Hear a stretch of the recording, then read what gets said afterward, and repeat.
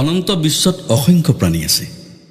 এই প্ৰাণীবোৰ বিপুল সৃষ্টিৰ অংশবিশেষ হ'লেও অবিচ্ছেদ্য নহয়।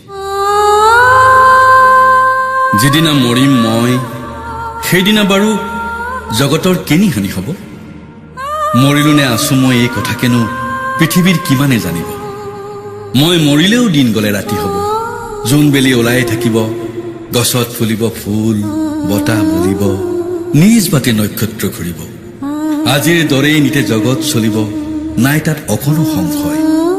এই বিশ্ব সংসাৰৰ কোনো নিয়মৰে লৰচৰ অলপো নহয়। মই নোহোৱাৰ বাবে এই জগতৰ কোনো কাম পৰি নাথাকিব। কামত বিভোৰ এই বিশাল বিশ্বই মই মৰা গমকে নেপাব।